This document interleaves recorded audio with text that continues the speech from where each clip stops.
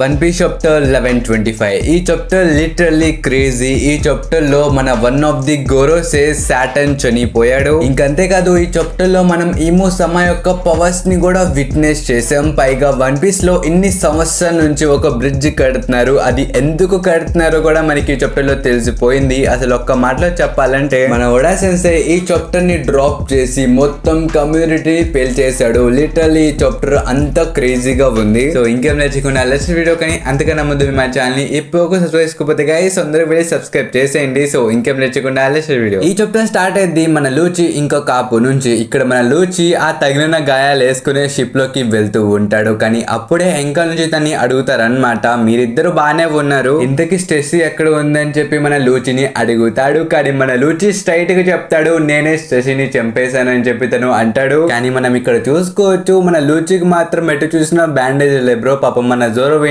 గట్టిగానే కొట్టిండు. So back to chapter. దీని తర్వాత సీన్ షిఫ్ట్ చేసి మనకి వాయిస్ అడ్మినర్స్ మెరీస్ ని చూపిస్తారు అనమాట. అదే మన జోయబాయ్ దెబ్బకి వాళ్ళందరూ పడిపోయారు కదా హాకీ దెబ్బతో, ఇప్పుడు వాళ్ళందరూ లెగిసి సాటర్న్ ముందుకి వెళ్తారు. ఎందుకంటే ఆబ్వియస్లీ వాళ్ళు సాటర్న్ ని క్షమించమని అడుగుతారు. ఎందుకంటే ఈ మెరీన్స్ అందరూ కలిసి అంత పెద్ద ఫ్లీట్ ని వేసుకుని వచ్చారు. కానీ ఇక్కడ చూసుకుంటే వాళ్ళు ఏది ప్రాపర్ గా చేయలేకపోయారు. అందుకనే వీళ్ళు సాటర్న్ ని అడుగుతారు అనమాట, సాటర్న్ మాకు ఒక్క ఛాన్స్ ఇవ్వండి, ఇప్పుడే మేము ఎల్బోఫ్ వెళ్ళి ఆ స్టాహెస్ ని ఈడ్చుకుని వస్తామని చెప్పి వీళ్ళు అంటారు. కానీ ఆ మాట విని మన సాటర్న్ చెప్తాడు, ఎల్బోఫ్ కి అయితే వద్దు, ఎందుకంటే ఎగెట్ కి మనం ఏ పని మీద వచ్చామో అది ఆల్మోస్ట్ ఫుల్ఫిల్ అయిపోయింది. మనం పంక్ రికార్డ్స్ ని క్యాప్చర్ చేసాం, మదర్ ఫ్లేమ్ కూడా మన కంట్రోల్ లోనే ఉంది, పైగా వేగపంక్ క్యూర్ ఇంకా పవర్ ప్లాంట్ కూడా మన చేతుల్లోనే ఉన్నాయి. కాబట్టి మనం ఏ పనులు అయితే చేద్దామని వచ్చామో ఆ 3 పనులు మనం పర్ఫెక్ట్ గా కంప్లీట్ చేసాం. కానీ ఆ వేగపంక్ అలా బ్రాడ్కాస్ట్ చేశాడని చెప్పి నేను ఊహించలా, వాడి వల్లే నాకు ఇన్ని తలనొప్పులు వచ్చాయని చెప్పి మన సాటర్న్ అంటూ ఉంటాడు. ఇది వినిన తర్వాత మెరీన్స్ తో పాటు వాయిస్ అడ్మిరల్స్ కి కూడా డౌట్స్ వస్తాయన్నమాట వాళ్ళ గవర్నమెంట్ మీద. అందుకనే మన వైస్ అడ్మిరల్ డోబర్ మ్యాన్ అయితే డైరెక్ట్ గా సాటర్న్ ముఖం మీద అడుగుతాడు అనమాట, వేగపంక్ చెప్పిన మాటల్లో ఏవైనా నిజాలు ఉన్నాయా అని చెప్పి తను అడుగుతాడు. అంతే, అది వినిన తర్వాత సాటర్న్ కి ఎక్కడో కాలిద్ది అనమాట. లిటరల్లీ డోబర్ మ్యాన్ యొక్క తలకాయ పేల్చేస్తాడు సాటర్న్ తన పవర్స్ ని ఉపయోగించి. గైస్ ఒక రకంగా ఇక్కడ మన సాటర్న్ కి సిచ్యువేషన్ హ్యాండిల్ చేయడం రాలేదన్నమాట. ఒక ప్రశ్న అడిగినందుకు వాడి తలకాయ పేల్చేశాడు. ఇది చూసి మిగతా వాయిస్ అడ్మిరల్స్ కూడా భయపడిపోతారు. పైగా ఇందాక వరకు ఆ వాయిస్ అడ్మిరల్స్ మెరీన్స్ వేగపంక్ యొక్క మాటలు వినిన తర్వాత వీడేదో అబద్ధాలు చెప్పాడులే అని చెప్పి అనుకున్నారు. కానీ ఈ ఇన్సిడెంట్ చూసిన తర్వాత ఇక్కడున్న ప్రతి ఒక్క వాయిస్ అడ్మిరల్ కూడా మన వేగపంక్ యొక్క మాటల్ని సీరియస్ గా తీసుకోవడం మొదలు పెడతారు. కానీ గైస్ ఈ ప్యానెల్ లో మీరు మన సాటర్న్ ని చూసుకోవచ్చు అన్నమాట, వాడు కంగారు పడుతూ ఉంటాడు. ఇంకప్పుడే సీన్ షిఫ్ట్ చేసి మనకు ఒక ఫ్లాష్ బ్యాక్ లోకి తీసుకుని వెళ్తారు. ఈ ఫ్లాష్ బ్యాక్ 200 years ఎంకల్ది. ఇక్కడ ఏమైందంటే ఫస్ట్ టైం ఈ ఏన్షియంట్ రోబోట్ మెరీ జోయిస్ మీద అటాచ్ చేయడానికి వచ్చినప్పుడు మన ఈమో సమ్మ ఆర్డర్స్ ఇచ్చింది అనమాట,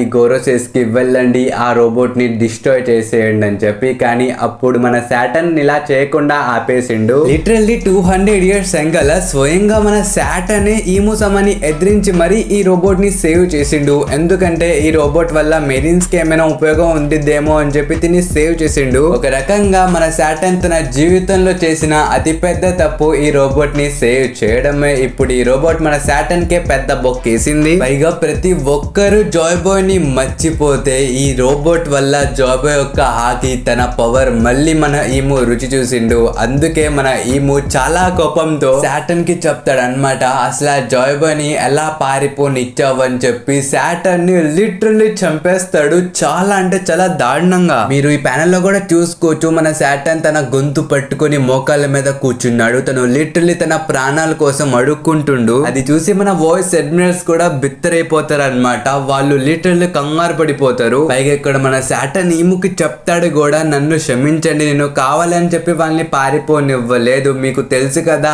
ఆ జాబ్ యొక్క పవర్స్ నేను తట్టుకోలేనని చెప్పి తను అంటాడు. కానీ స్టిల్ మన ఈము సాటర్న్ కి చిన్న కనికరం కూడా చూపించకుండా తన్ని చాలా దారుణంగా చంపేసేది. మీరు ఈ ప్యానెల్ లో చూసుకోవచ్చు మన సాటర్న్ యొక్క ఎముకలు తప్ప ఏం మిగలలేదు. ఇది చూసిన తర్వాత నాకైతే ఒకటి అర్థమైంది, అదేంటంటే మన ఈము గోరోసేస్ నుంచి ఏదో తీసుకొని దానికి బదులుగా ఈము తన పవర్స్ ని గోరోసేస్ కి ఇచ్చుండిద్ది. అందుకనే సేమ్ మిగతా గోరోసేస్ లాగా మన సాటర్న్ కూడా ఈము టీమ్ లో జాయిన్ అయినప్పటి నుంచి ఇప్పటి వరకు సేమ్ అలాగే ఉన్నాడు. తను అసలు ఏజే అవ్వలేదు. అలానే ఈ పవర్స్ మాత్రం పర్మనెంట్ కాదు గైస్. వాళ్ళు మన ఈము చెప్పిన మాట మాత్రం వినక కాకపోతే మన ఈము వాళ్ళ పవర్స్ ని తీసేసుకునిద్ది, అంటే తన పవర్స్ ని తను తీసేసుకునిద్ది. దాంతో వాళ్ళ పరిస్థితి ఇలా అయిపోయింది. కానీ గైస్ మీ అందరికి గుర్తుందా, ఇందాక మన సాటర్న్ ఏం చెప్పాడు, పంక్ రికార్డ్స్ ఇంకా తన కంట్రోల్లోనే ఉన్నాయని చెప్పి అన్నాడు కదా. కానీ ఇక్కడ చూసుకుంటే ఆ పంక్ రికార్డ్స్ గాల్లోకి ఎగిరిపోతున్నాయి. దాన్ని ఆపడానికి మన వేగపంక్ ఎవరు కూడా షూటింగ్ చేసిద్ది, కానీ తన షూటింగ్ స్కిల్స్ ఇక్కడ పనికి రావు. పైగా దీని తర్వాతే మనకు ఒక పెద్ద ట్విస్ట్ రివీల్ చేస్తారు.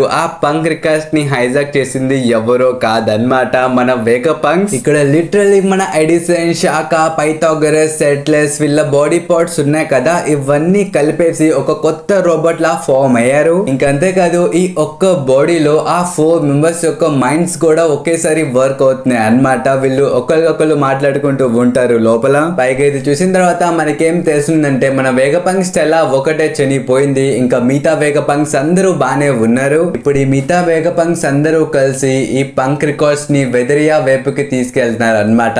అదే వీళ్ళ నెక్స్ట్ డెస్టినేషన్. పైగా మీరు ఈ ప్యానెల్ చూసుకోవచ్చు అన్నమాట. మన వేగపంక్ శాఖ వెదర్ ఉన్న మన సైంటిస్ట్ హెరిటస్ కి ఫోన్ చేసి చెప్తాడు మేము అక్కడికి వస్తున్నామని. కానీ అది వినిన తర్వాత మన హెరిటస్ అయితే షాక్ అయిపోతాడు. ఇంకా తను లిటరల్లీ వేగపంక్ శాఖ ముఖం మీద చెప్తాడు, ఏంటి నువ్వు వేగపంక్ అను, ఇందాకే కదా చనిపోయావు, ఇక్కడికి ఎలా వస్తావు అని చెప్పి తను అంటాడు. ఇక్కడ మన హెరిటస్ మాత్రం ఏం మాడలేదు. బై ద వే గైస్ ఇక్కడ మన వేగపంక్స్ వెదరియాకి ఎందుకు వెళ్తున్నారో మనకి చెప్పలేదు, కానీ నాకు తెలిసి మన వేగపంక్ దగ్గర క్లౌడ్ మేకింగ్ మిషన్ ఉంది కదా, దాని మీద ఇంకెక్కువ రీసెర్చ్ చేయడానికి వీళ్ళు వెదిరియా వెళ్తున్నారేమో. ఎందుకంటే మీ అందరికీ తెలిసిందే ఈ ప్రపంచం ఎలాగో మునిగిపోబోతుంది. అలాంటప్పుడు కింద ల్యాండ్ మీద ఉన్న ప్రజలు సర్వైవ్ చేయాలంటే చాలా కష్టం. కానీ క్లౌడ్ మిషన్స్ ని ఉపయోగించి చాలా క్లౌడ్ ఐలాండ్స్ ని క్రియేట్ చేస్తే కనుక కిందున్న ప్రజల్ని మనం కొంచెం ఈజీగానే సేవ్ చేయొచ్చు. అందుకనే మన వేగపంక్స్ వెదిరియాకి వెళ్తున్నారేమో అని చెప్పి నేను అనుకుంటున్నా. బై ద వే ఇది జస్ట్ నా థియరీ. సో దీని గురించి మీరేమనుకుంటున్నారో కామెంట్స్ లో చెప్పడం మాత్రం మర్చిపోమాకండి. So back to chapter. దీని తర్వాత సీన్ షిఫ్ట్ చేసి మనకి మెరిట్ జోయిస్ వైపుకి తీసుకుని వెళ్తారు. ఇక్కడ చూసుకుంటే పెద్ద ఫుడ్ షార్టేజ్ ఉందన్నమాట. పైగా మీరు ఇక్కడ కొంతమంది సెలెస్టియల్ డ్రాగన్స్ ని కూడా చూసుకోవచ్చు అన్నమాట. వాళ్ళు మన అకైనో కోసం వెతుకుతున్నారు, ఎందుకంటే అకైనో వల్లే మాకి ఫుడ్ షార్టేజ్ ఉందని చెప్పి వీళ్ళు అనుకుంటున్నారు. ఇంకా దీని తర్వాత సీన్ షిఫ్ట్ చేసి మనకి గోరోసెస్ యొక్క ఆఫీస్ దగ్గరికి తీసుకుని వెళ్తారు. గైస్ ఇక్కడ మీరు రెడీగా లేరు, ఎందుకంటే ఇప్పుడు మన ఫిగర్లాంగ్ గార్డ్లీ ఆ గోరోసెస్ యొక్క ఆఫీస్ లోకి ఎంటర్ అయ్యాడు. అది కూడా మామూలుగా రాడనమాట, సూట్ బూట్ వేసుకొని ఒక రేంజ్ లో ఎంటర్ అవుతాడు. అది మన గోరోసెస్ కి అయితే నచ్చదు. వాళ్ళు లిటరల్లీ అడుగుతారు, నువ్వేంట్రా ఇలా వచ్చావేంట్రా, ఎవడు ముందు నుంచున్నావు నీకు తెలుస్తుందా అని చెప్పి వాళ్ళు మన ఫిగర్లాంగ్ గార్డ్లీని అడుగుతారు. అది విని మనోడు ఒక స్మైల్ ఇస్తూ చెప్తాడు, ఇక నుంచి వేగపంక్ యోర్ నా కింద పైన చేసిద్ది, ఎందుకంటే ఇవాల్టి నుంచి నేను కూడా మీలో ఒకరిని, నేను the warrior god of scientific defence అని చెప్పి తను అంటాడు. ఆ మాట వినిన తర్వాత మిగతా గోరోసెస్ యొక్క చెడ్డీలు చిరిగిపోతాయి అన్నమాట. వాళ్ళు లిటరల్లీ కంగారు పడిపోతారు. వాళ్ళు అడుగుతారు అనమాట, అయితే మా సాటర్న్ కి ఏమైందని. కానీ మన ఫిగర్లాంగ్ ఆ మాటల్ని మాత్రం పట్టించుకోడు. ఇంకా తను చెప్తాడు, ఈ ప్రపంచం ఒక డిఫరెంట్ ఫేస్ లోకి ఎంటర్ అయింది, ఇప్పుడు ముందు ముందు చాలా కష్టంగా ఉండిద్ది. సో ఇప్పుడు నుంచి మనం అందరం కష్టపడి ఈ ప్రపంచాన్ని ఒక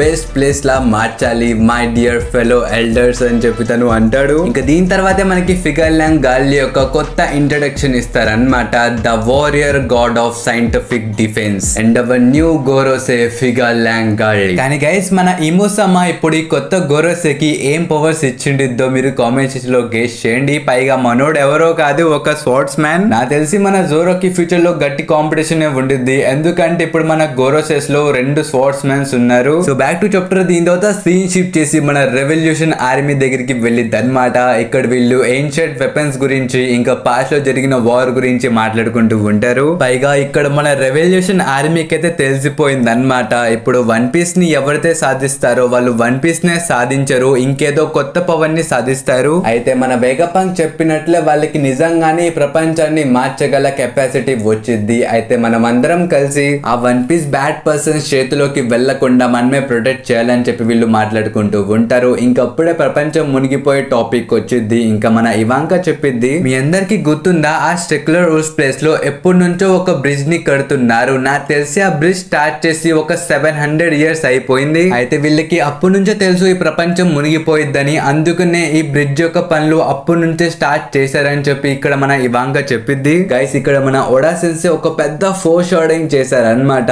ఈ బ్రిడ్జ్ స్టార్ట్ చేసి 700 years అయిందన్నారు కదా, నిజానికి ఈ బ్రిడ్జ్ మనకి ఫస్ట్ టైం 700 చాప్టర్స్ లో చూపించారు. మేబీ 700 or 600 600 ఈ చాప్టర్స్ లోపలే మనకి బ్రిడ్జ్ ని ఫస్ట్ టైం చూపించారు. ఐ థింక్ మీ అందరికి గుర్తుండిద్ది, అదే మన రాబిన్ ఫస్ట్ టైం టెలిపోర్ట్ అయ్యి ఇక్కడికి వచ్చేసింది కదా, సో అదే ఈ ప్లేస్ అన్నమాట.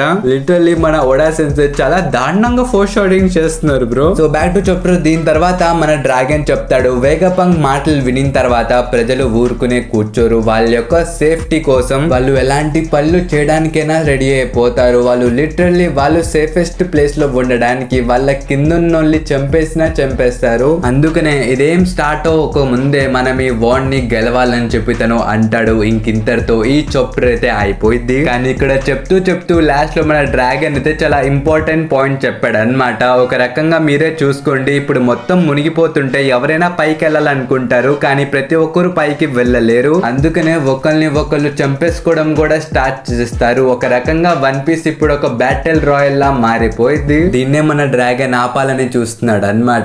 బ్రో ఇక్కడ చెప్తున్నాం కదా, one piece day by day కి చాలా డార్క్ గా వెళ్ళిపోతుంది. కానీ ఇది నేను ఎక్స్పెక్ట్ చేయలేదు అన్నమాట. మన సాటర్న్ పోయిన తర్వాత మన ఫిగర్లాంగ్ గాలి ఒక ఎల్డర్ అయిపోతారని చెప్పి ఇది అన్ఎక్స్పెక్టెడ్. సో అయిపోయింది. దీని గురించి మీరేమనుకుంటున్నారో కామెంట్ లో చెప్పండి. ఇంక ఈ వీడియోతో ఇంతవరకు గైస్, మనం కదా నెక్స్ట్ వీడియోలో. Until then bye by.